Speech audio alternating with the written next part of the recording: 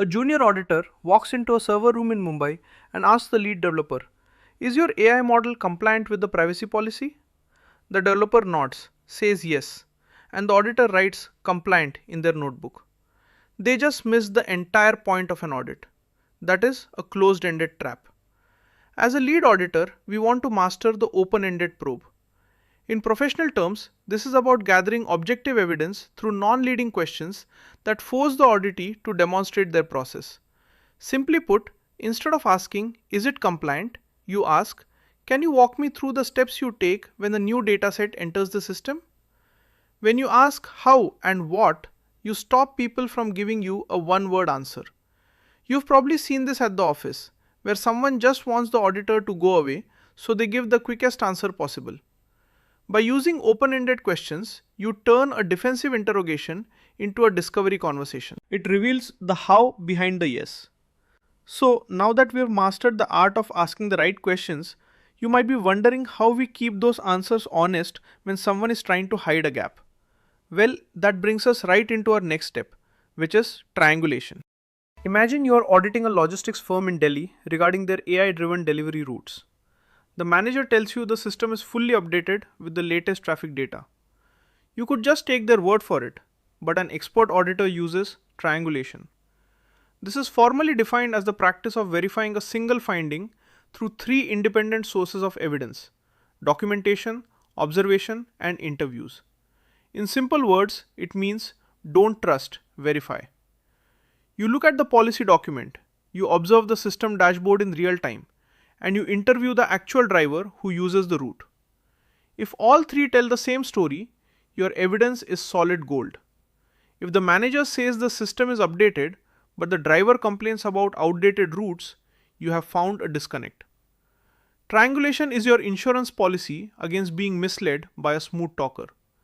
It forces you to connect the dots across different departments. So now that we've mastered how to cross-check our facts using the triple thread of evidence, you might be wondering how to look for the ghosts in the machine, the subtle risks that aren't on any spreadsheet. Well, that brings us right into our next step, which is root cause analysis. A retail chain in Bangalore discovers that its AI keeps recommending winter clothes during a heat wave. A bad auditor would just tell them to fix the filter. A lead auditor uses root cause analysis. The formal definition is a systematic process for identifying the underlying factors that contribute to a non-conformity. Simply put, it's the 5 whys technique. You ask why until you find the real breakdown. Why did the AI suggest winter gear? Because the data was wrong. Why was the data wrong? Because the input date format was mixed up between US and Indian standards. Why was it mixed up? Because the software wasn't localized during the last update. Why wasn't it localized? Because the project manager skipped the QA phase to hit a deadline. Suddenly, you aren't auditing a glitch, you are auditing a management failure. You've probably seen this at the office where teams just slap a bandage on a problem and wait for it to break again. We want to find the infection, not just cover the symptom. So, now that we've mastered how to trace a problem back to its source, you might be wondering how we handle the pressure when a department head insists they are doing everything right. Well, that brings us right into our next step, which is managing conflict and defensiveness. During an audit at a hospital in Chennai, you point out a major flaw in how they handle patient data access. The IT manager gets visibly angry, claims you don't understand their unique technical setup, and tries to end the meeting early. This is the moment when your soft skills are more important than your technical knowledge. In audit terms, this is managing audit interactions.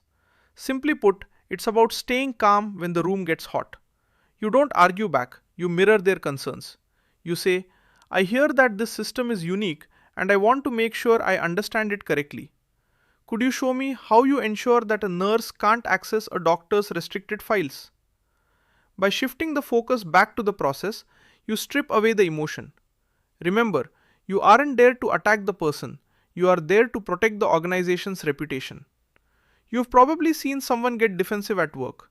It usually happens because they feel their job is at stake. By being a professional, calm, and neutral mirror, you diffuse the bomb.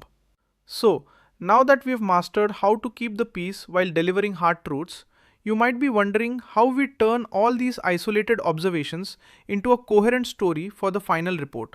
Well, that brings us right into our next step, which is synthesizing audit findings. You have spent 3 days at a large corporation in Pune.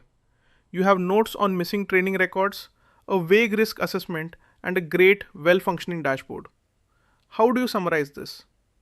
This is synthesizing findings. It is the process of grouping individual observations into broader themes that reflect the overall health of the system. In simple words, you are connecting the dots to see the big picture. If you see missing training, outdated policies, and broken communication, you don't just report 3 separate problems. You report a systemic lack of governance oversight. It is the difference between reporting a leaky faucet and reporting that the entire plumbing infrastructure is rusted. You are providing the board with a high-level view so they can make real changes. When you present this, you aren't just a critic. You are a consultant helping them see the forest for the trees. You've probably seen reports that are just endless lists of complaints that don't help anyone.